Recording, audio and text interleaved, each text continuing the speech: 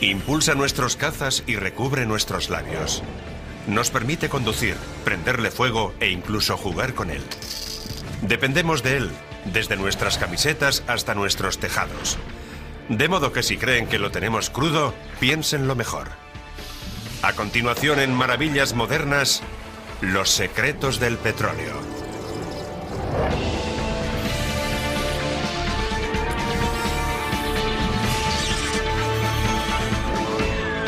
Maravillas Modernas. Los secretos del petróleo. Están avisados. El mundo que nos rodea se acaba. Un suministro incierto y una demanda cada vez más alta han hecho que el petróleo barato pertenezca al pasado. Llenar el depósito nos sale cada vez más caro, pero eso no es todo, ni mucho menos. Tal vez no hayan reparado en ello, pero el primer secreto del petróleo es muy sencillo. Está en todas partes. Lo empleamos para fabricar el asfalto y la aspirina, en cosmética y en ordenadores, en cascos de protección y en válvulas cardíacas, en cristales de seguridad y en cortinas de baño, en paraguas, bolsas de basura y todo lo que hay en medio. El petróleo lubrica nuestras máquinas, nuestras armas e incluso nuestra piel. Fusiona los materiales de nuestras casas y carreteras y es la base química del plástico, del caucho y de las fibras sintéticas.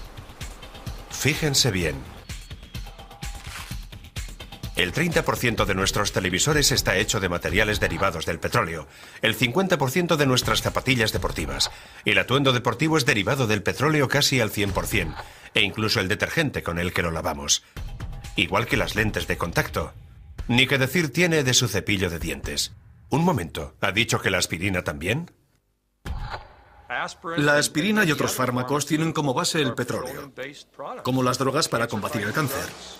La gente no sabe que la industria petroquímica proporciona el material esencial para todo. Hace poco más de un siglo nada de esto era verdad. Por aquel entonces el caucho provenía del alcornoque. El plástico era el gran desconocido y nuestro principal medio de transporte consumía toneladas de carbón. Pero entonces se inventó el motor de combustión, adquirimos mayor movilidad y desde entonces el petróleo es el rey. Nuestra sociedad ha crecido pensando que este increíble material cuesta muy poco y hasta nos lo pueden traer a casa. Y desde hace 50 o 100 años no hemos dejado de imaginar nuevas formas de aprovechar esta excelente materia prima, el gas natural, el petróleo en crudo. Casi hemos hecho magia con él.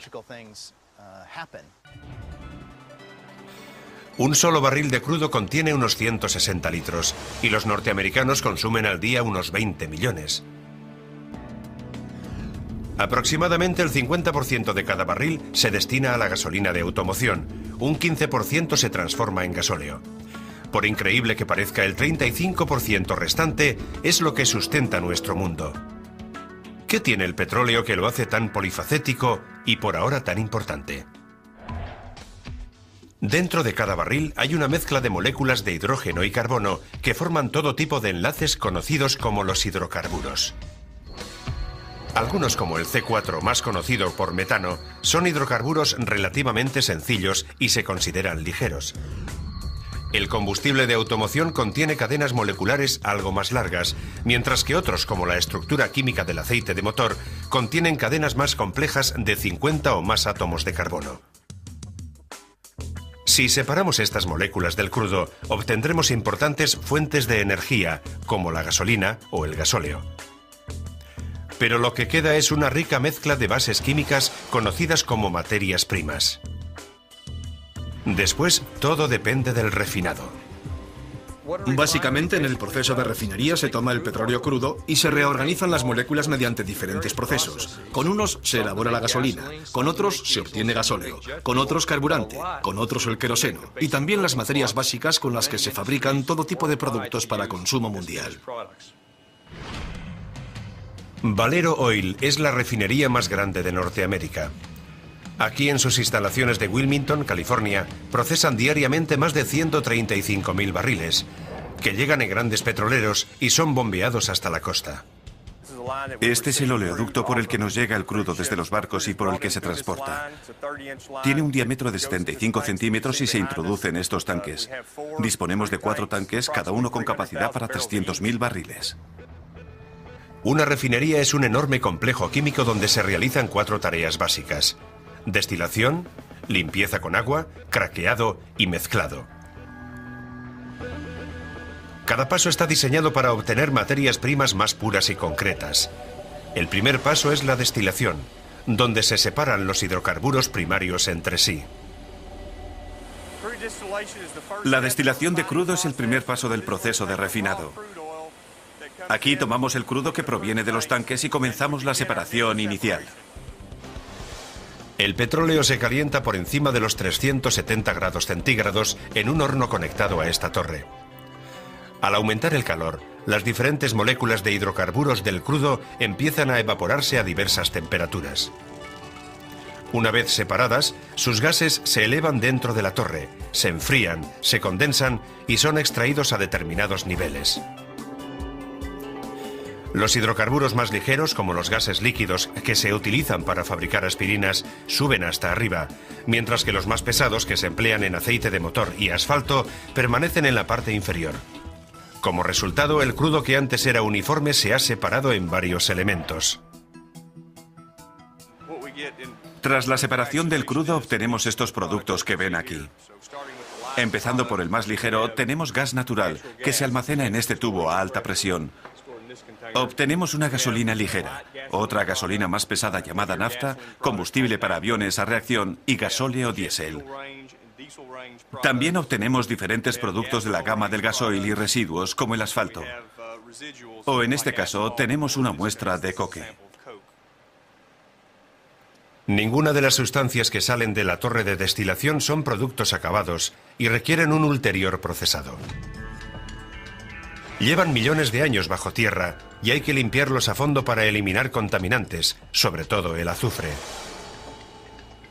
En este proceso mezclamos el petróleo con hidrógeno. Lo pasamos a través de los intercambiadores de calor y el horno y calentamos el petróleo a 370 grados. En ese momento lo pasamos a un catalizador que, junto con el hidrógeno, elimina los contaminantes del petróleo para después seguir elaborándolo. El resultado es un producto limpio de contaminantes, como este carburante para aviones a reacción. De hecho, la mayoría de los aeropuertos disponen de oleoductos directos con las refinerías locales.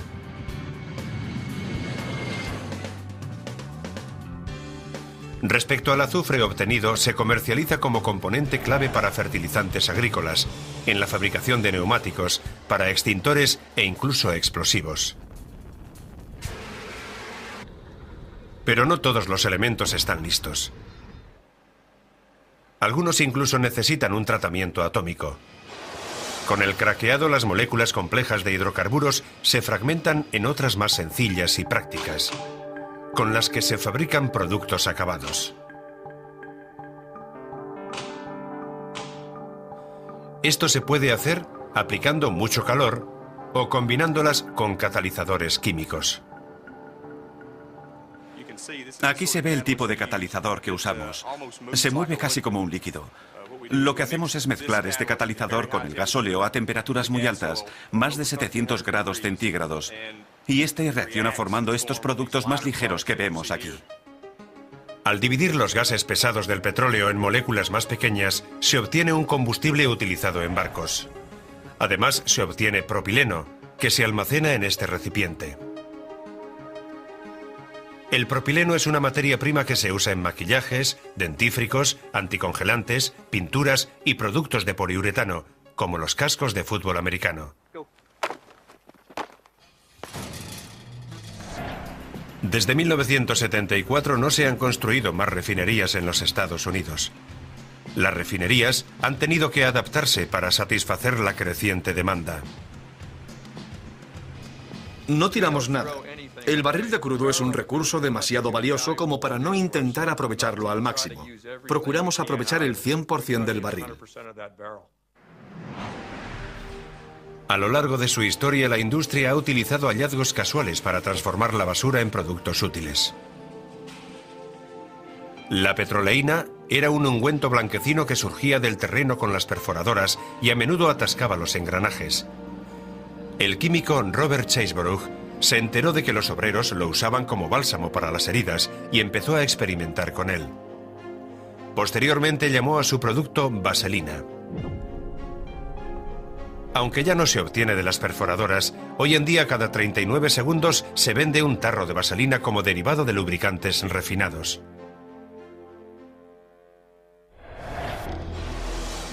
El coque de petróleo, ese desagradable residuo que queda después de separar las demás sustancias, era relegado al fondo de los barriles hasta que empezó a ser utilizado en los hornos de las herrerías. Los residuos son recursos, de modo que empezaron a buscar usos prácticos para los subproductos que se obtenían del proceso de refinado. Y en 1910, un propietario de un modelo T pidió al científico Walter Snelling que analizara los gases que salían del depósito de gasolina. 2 años después, Snelling patentó un gas obtenido del petróleo, el propano. El propano es uno de esos combustibles creados por casualidad. Es un subproducto. Y en la industria lo que hemos hecho es construir todo un negocio en torno a un producto que en los primeros años era descartado como residuo. El propano surge en muchas fases del refinado. Considerémoslo una simple gratificación.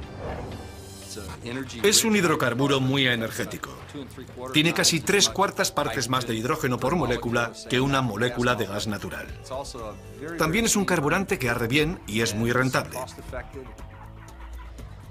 El propano produce entre un 18 y un 24% menos de CO2 que la gasolina.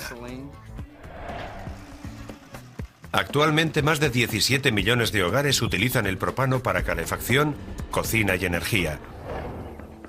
Los agricultores ecológicos lo emplean para eliminar las malas hierbas de sus cultivos y desinfectar sus cuadras sin productos químicos.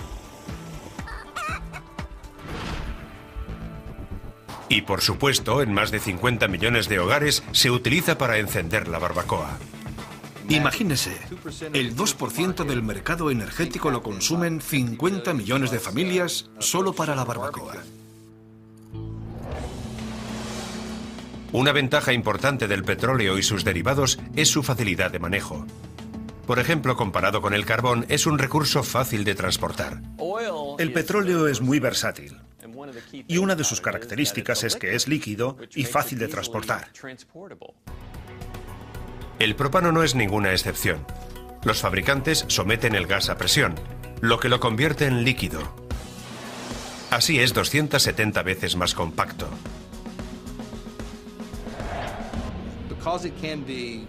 Como se puede almacenar en estado líquido y consumir como un gas, ofrece una amplia posibilidad de aplicaciones.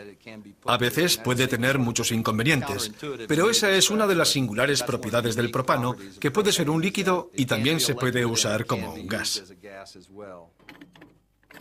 En cuanto se abre la válvula de la bombona y se normaliza la presión del interior, el propano líquido vuelve a su forma gaseosa original. Y en ese instante está listo para ser consumido. El propano es el combustible alternativo más utilizado del mundo. Hay unos 11 millones de vehículos que funcionan con propano todos los días. Aquí, en los Estados Unidos, cualquiera que haya estado en Las Vegas y haya ido del aeropuerto hasta el hotel en taxi, ha viajado en un vehículo a propano. Pero si pensaban que el petróleo no daba para más, aún quedan sorpresas. ¿Qué tienen en común las bañeras, las virutas de embalaje y los depósitos de armas ultrasecretos? Una palabra: plástico, el subproducto del petróleo más prolífico que existe.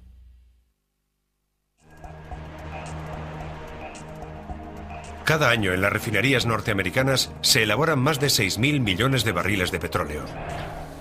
Pero hay un dato sorprendente. De menos del 5% se obtienen más de 45.000 millones de kilos de plástico.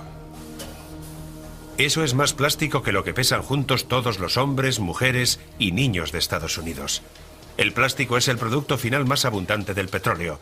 No podemos vivir sin él y cada vez es más caro. Algo tan sencillo como un vaso de cartón basa su funcionalidad en el recubrimiento plástico del interior. Sin ese plástico la bebida se nos derramaría, porque el plástico retiene el líquido en el vaso. Eso hace que el vaso sea práctico. Los monómeros, elementos químicos de los que se componen los plásticos, provienen de los gases obtenidos durante el refinado del petróleo y el gas natural. Al igual que otras partículas, estos gases se dividen en elementos de hidrocarburo más pequeños, conocidos como materias primas químicas. Hay 7 materias primas básicas, entre ellas el etileno, el propileno y el benceno, con los que se fabrica casi todo el plástico mundial. El nylon es un buen ejemplo para mostrarles cómo se hace. Aquí le añadimos un diácido y después una diamina. Y en la unión de ambos elementos químicos, los dos derivados del petróleo, se obtiene el nylon. Cada año se emplean más de 3.600 millones de kilos de nylon para fabricar de todo, desde medias hasta paracaídas. Pero no solo el nylon es polifacético. Casi todos los plásticos pueden ser moldeados de manera infinita. Por eso es tan valioso. Mucha gente cree que el plástico siempre ha sido barato, pero eso no es verdad. Es más, durante mucho tiempo el plástico ha sido más caro que el metal. Lo barato es fabricar un montón de objetos con él.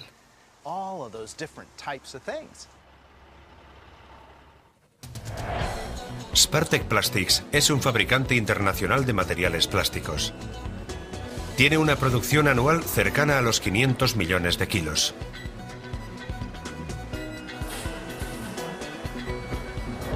Sus materiales se pueden encontrar en todas partes, desde los envases para alimentos hasta las cabinas de solarium o ventanas a prueba de balas.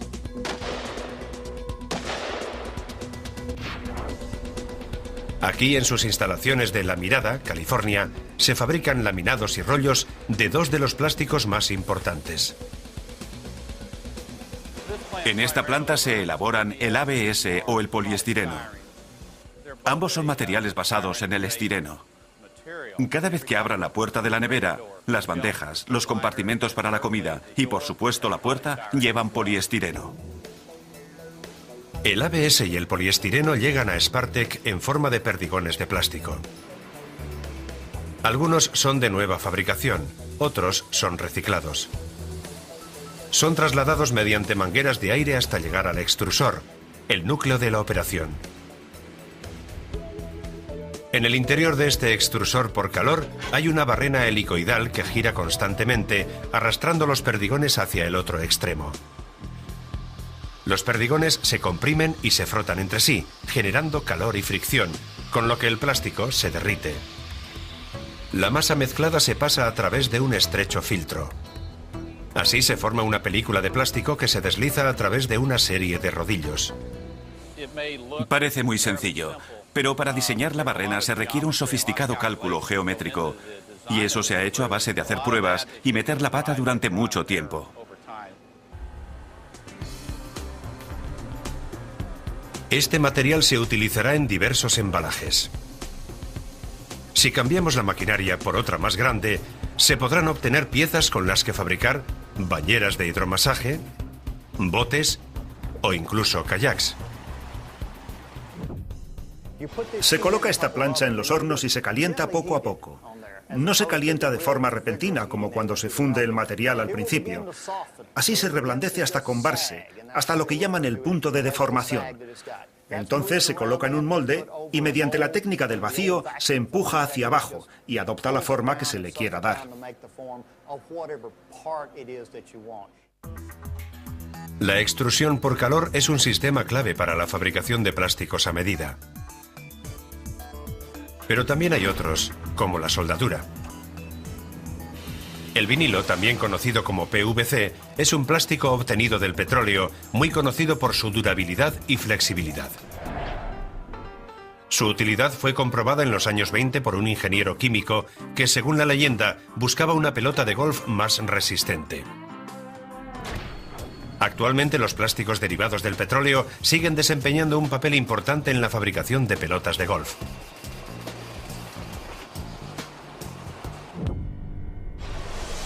Y las ventajas del PVC se han extendido a toda la industria, sanidad y el ejército.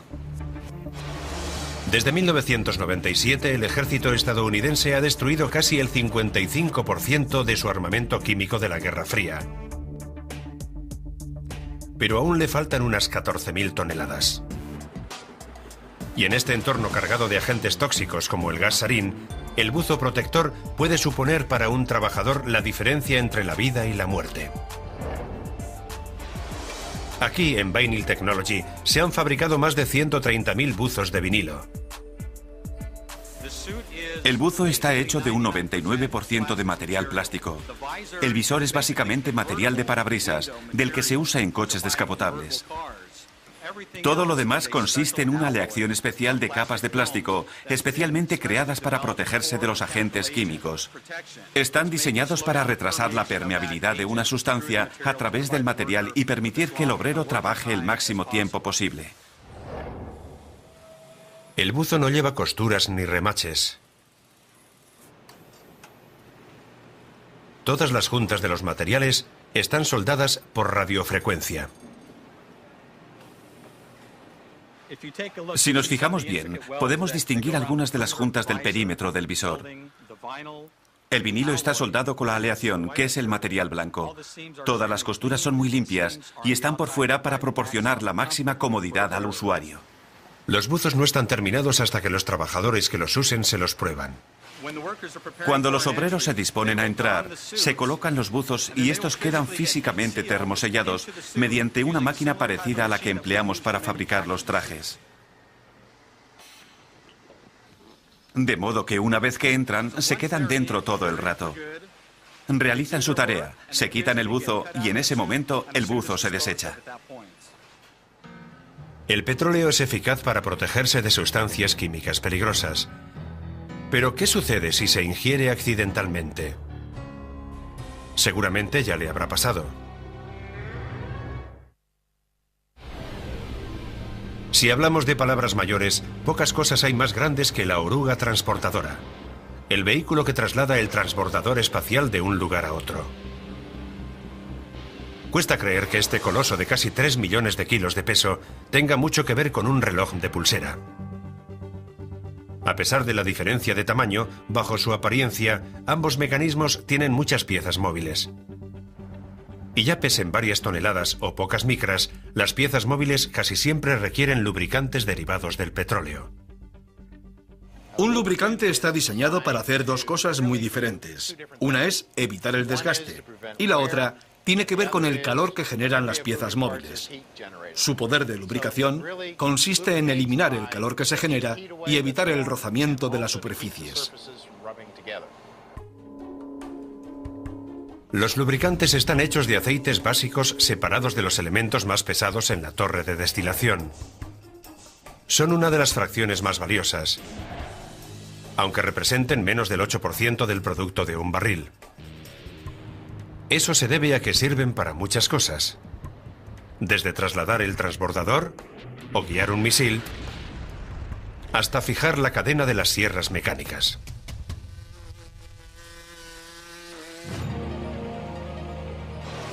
Los fabricantes de Lubricating Specialties reciben aceites básicos de todas las refinerías del país y los mezclan, creando miles de lubricantes diferentes cada mes.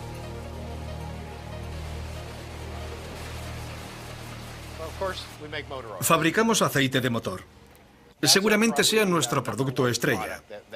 Elaboramos especialidades con líquidos ignífugos que son imprescindibles en las fundiciones, para que no se produzca un incendio en caso de fuga. Y también fabricamos aceites industriales que se usan en los barcos para mover el timón, baterías de misiles o armas. Y también aceites para el despegue de aviones.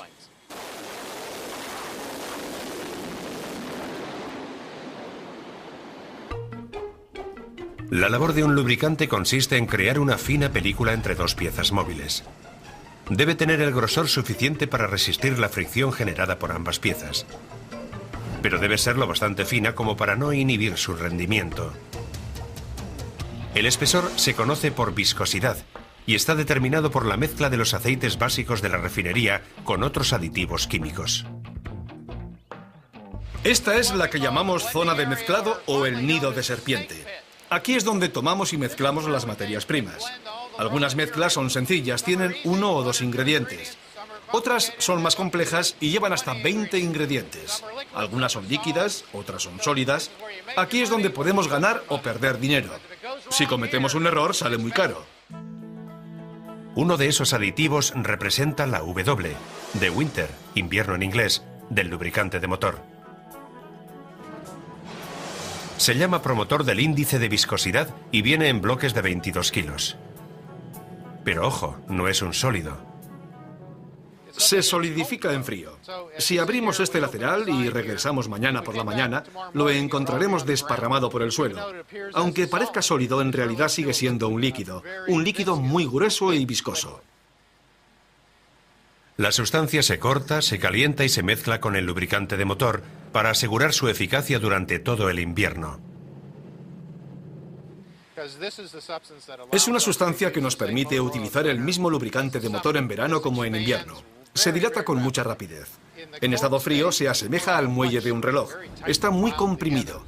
Pero cuando se calienta a 90 grados, se dilata como si fuera un sacacorchos. Se vuelve muy largo y actúa como un manojo de fibras que evita que el lubricante sea demasiado fluido. Le da más consistencia. Así se obtiene un buen rendimiento tanto en frío como en caliente. En la actualidad, pocos procesos están tan automatizados como la producción alimentaria y el embalaje. Y aquí también la maquinaria requiere un lubricante especializado, denominado aceite mineral comestible. Hasta se puede comer. Sanidad ha impuesto su utilización porque si se mezcla accidentalmente con la comida, no supone ningún daño a la salud. Se trata de un hidrocarburo muy elaborado, muy purificado. Está tratado en envases especiales, en botes especiales, de modo que nunca entra en contacto con ningún metal. Pero si le sorprende la idea de que podría comer lubricante, no olvide que también se lo aplica por toda la piel. El aceite para bebés es esta misma sustancia al 100%, con algo de perfume. El bronceador es un 80% mezclado con una sustancia emulsionante. La barra de labios es un 70% mezclado con pigmentos y algunas ceras para darle consistencia. Prácticamente se usa en todo lo que nos aplicamos al cuerpo. La mayoría de los lubricantes son de usar y tirar. Se usan y se reemplazan una y otra vez. Pero con la carestía del petróleo, el lubricante más común del mundo, el aceite de motor, puede tener una nueva vida. Cada año se generan 3.700 millones de litros de aceite usado en los Estados Unidos. Aquí, en Evergreen Oil, nos hacemos cargo de ese aceite y lo reciclamos. Tomamos el aceite usado y lo devolvemos a un estado prácticamente virgen. Calculamos que un mismo litro se puede reutilizar más de 20 veces.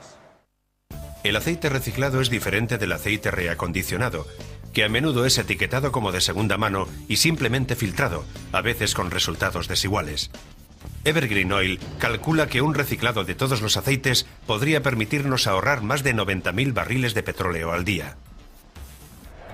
Aquí tenemos aceite usado recién recogido y traído a Evergreen Oil. Está lleno de impurezas como metales pesados o azufre. También podría tener ciertas cantidades de halógenos, o sea, está sucio. Pero vamos a someterlo a nuestro tratamiento de reciclado y convertirlo en un lubricante de base reutilizable.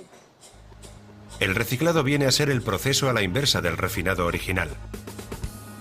En primer lugar, el aceite se limpia para eliminar no solo las impurezas, sino también los aditivos. ¿Recuerdan el promotor del índice de viscosidad? Bien, en el reciclado hay que eliminarlo. La sustancia restante vuelve a ser destilada y se crea una fracción casi pura.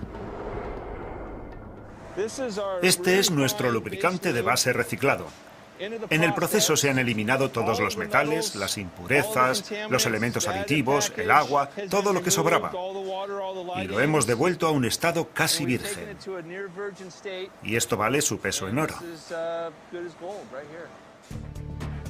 Actualmente, Evergreen recicla más de 53 millones de litros de aceite usado al año.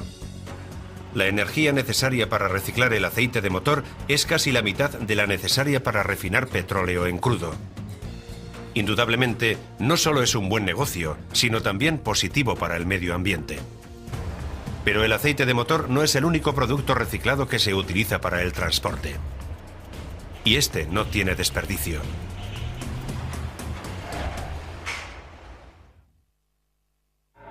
¿Sol abrasador? ¿Tormentas tempestuosas? ¿Vientos huracanados? Haga el tiempo que haga, necesitamos un techo para protegernos de la ira de la madre naturaleza. Y lo más importante que hay que proteger es precisamente el tejado. Aquí es donde interviene el petróleo. Actualmente 4 de cada 5 hogares estadounidenses están cubiertos de tejas de asfalto, el material más utilizado en este país. La industria del asfalto fabrica anualmente más de 1.000 millones de kilómetros cuadrados de productos para tejados, material suficiente para cubrir 5 millones de hogares al año. Los pozos naturales de asfalto existen desde hace millones de años. Y los pueblos antiguos aprovechaban sus pegajosas propiedades para construir ciudades, calafatear botes e incluso embalsamar a sus muertos. Hoy casi todo el asfalto se obtiene del refinado de petróleo y representa el 3% de un barril de crudo. Es el líquido denso y oscuro que queda una vez retirados los hidrocarburos más ligeros. Aquí, en Owens Corning Asphalt Single Manufacturing Center, en Compton, California, se elaboran más de 110 toneladas de asfalto líquido cada día. Aquí es donde recibimos el asfalto en nuestra planta. Llega en camiones y se transporta al conversor, que es esa torre que tengo justo detrás de mí. Aquí es donde transformamos el asfalto en un material apto para construir tejados. Se aplica aire caliente al asfalto para hacerlo blando y duradero. Las tejas de asfalto están hechas de 3 elementos básicos: una alfombra sintética de papel o fibra de vidrio, mineral granulado y finalmente un recubrimiento de asfalto. Detrás tengo el aplicador de asfalto. Aquí es donde se junta el asfalto con la fibra de vidrio. Entonces se aplica un recubrimiento de asfalto a ambos lados de la alfombra de fibra de vidrio. Se ve que hay una cantidad de asfalto que no recubre por completo la alfombra. Ese material se recicla y se vuelve a mezclar, de modo que no se desaprovecha absolutamente nada en esta fase del proceso. La técnica de producción de la alfombra de fibra ha avanzado mucho, lo que nos ha permitido reducir la cantidad de asfalto utilizado y al mismo tiempo mantener la calidad de las tejas. El mineral granulado superior es muy grueso y está recubierto de diferentes colores. Esto ofrece al comprador varias opciones estéticas, pero también tiene el efecto práctico de desviar los rayos ultravioleta del sol, con lo que se reduce el calor. Una vez fusionados los materiales, las tejas se dejan enfriar y posteriormente se cortan y se les da un determinado acabado según las necesidades del mercado. Estamos al final de la línea de producción. Este es el producto acabado. Podemos ver la capa de asfalto. Por dentro está la alfombra y los gránulos impregnados. Todo fusionado en el producto final. En el anverso se aprecia el material de unión, el adhesivo de solapamiento entre una teja y otra, y una capa de material para evitar que se peguen dentro del embalaje antes de ser utilizadas. En la actualidad, la producción de tejados supone menos del 15% del asfalto que sale de la refinería. Un porcentaje aún menor se destina a la construcción de estructuras impermeables, como diques y rompeolas. ¿Y para qué se utiliza el resto? No tiene más que fijarse en la carretera bajo sus pies. En los Estados Unidos hay más de 6 millones de kilómetros de carretera. El 94% está recubierto de asfalto. Vulcan Asphalt produce cada hora más de 500 toneladas de asfalto de carretera. El petróleo es imprescindible para dar consistencia. Necesitamos el petróleo como elemento adhesivo para darle consistencia y compactarlo. Eso es lo que nos permite viajar sobre una superficie sólida, de modo que es un ingrediente muy importante.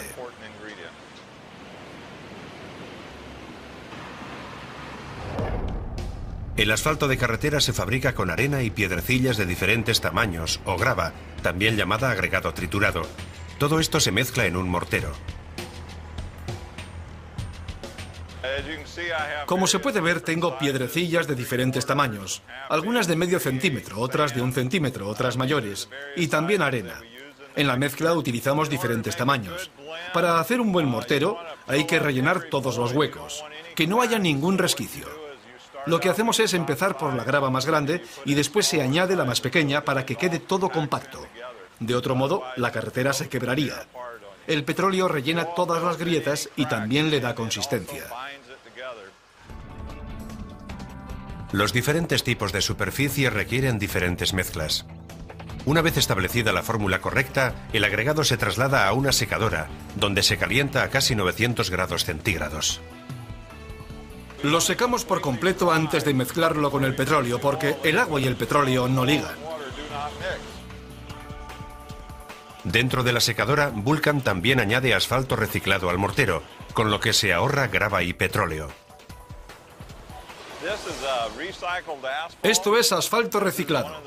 Este es uno de los productos que más se reciclan en los Estados Unidos. Aquí lo usamos bastante. Es una porción muy importante de nuestra mezcla de asfalto. Se incluye el petróleo líquido utilizado previamente. Ahora es cuando el agregado se rocía con asfalto líquido de la refinería. Tras una breve pero intensa mezcla, el proceso está terminado. Aquí tenemos nuestro producto final tal y como sale de nuestras instalaciones. Como se puede apreciar por el tamaño del agregado, es una mezcla de 2 centímetros. Con esto se pavimenta la carretera. Seguramente esta misma tarde lo transportaremos allá. Una carretera asfaltada, otro derivado del petróleo que damos por hecho. Pero ahora se nos plantea una interrogante. ¿Qué pasará cuando se acabe el petróleo?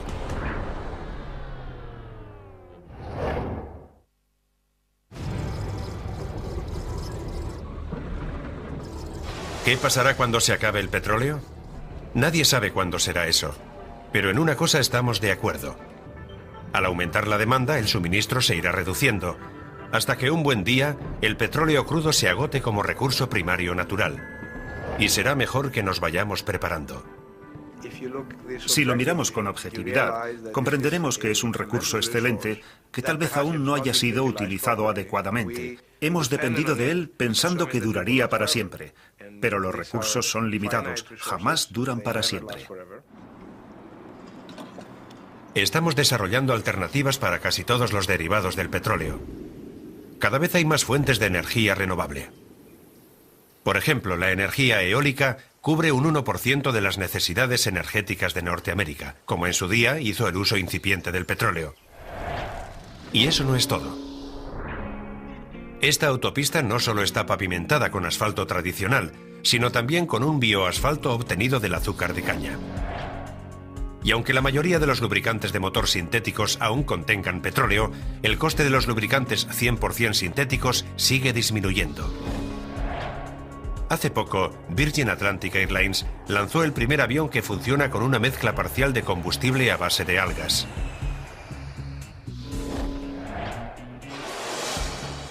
Los paneles fotovoltaicos como estos que vemos aquí no solo suministran energía hoy, sino que también pueden hacer funcionar los coches del futuro. Y los plásticos, que antes se fabricaban con petróleo crudo, ahora se elaboran principalmente con gas natural, más limpio y eficiente. También se puede obtener plástico de maíz u otras plantas. Pero las nuevas energías y materias primas no suponen el único campo de investigación y desarrollo. ¿Se podrá compensar el petróleo, el gas natural o el carbón con otras fuentes de energía alternativa? Esa pregunta depende mucho de la tecnología que seamos capaces de desarrollar. Por el lado de la demanda podemos hacer las cosas de manera mucho más eficiente, para que así disminuya la demanda. Ahí es donde el reciclaje desempeña un papel principal. Combatir la demanda reciclando lo que ya tenemos es una estrategia muy común en miles de vecindarios de todo el país. No hay más que ver las botellas de plástico, que generan más de 9 millones de plástico reciclado cada año. Sin embargo, el reto no reside en los plásticos sencillos, como las botellas, sino en productos más complejos, como los televisores u ordenadores, que contienen muchos tipos de plástico. Hasta hace poco, la única solución era el vertedero. Pero aquí llega la nueva ciencia de la recuperación. En torno a la recuperación se está desarrollando un inmenso mercado y hay mucha gente ávida de plástico reciclable, pero tenemos que sacarlo de nuestra basura. Ahí es donde tenemos que pensar nuevos métodos, no solo porque haya una mayor concienciación ecológica, sino porque el propio plástico ha incrementado su valor. Literalmente se ha triplicado o cuadruplicado.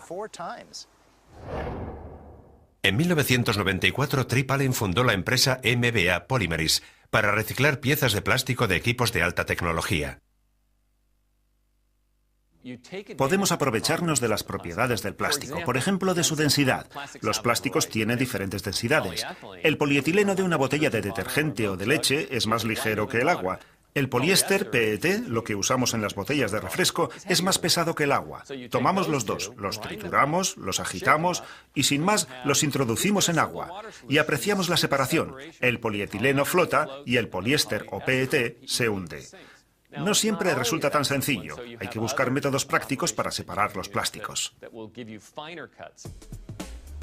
Los ordenadores llevan 12 tipos de plástico diferentes, todos ellos reciclables. ¿Pero conocen un producto que lleve 39 tipos diferentes de plástico? Lo han adivinado, el coche familiar.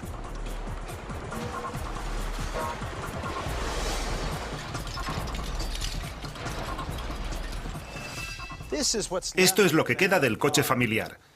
Una vez desguazado, se separa el acero y muchos de los metales no ferrosos. Y lo que queda es un material que llamamos pelusa, pelusa de automoción. Aquí hay de todo, desde los faros traseros hasta la tapicería. Es toda una mezcla de materiales. Estos restos se envían al vertedero. No huele tan mal como la basura convencional, de modo que lo usan para tapar la basura normal. Y esto podría ser el final. Pero como los antiguos buscadores, Allen encuentra oro en estas pilas de basura.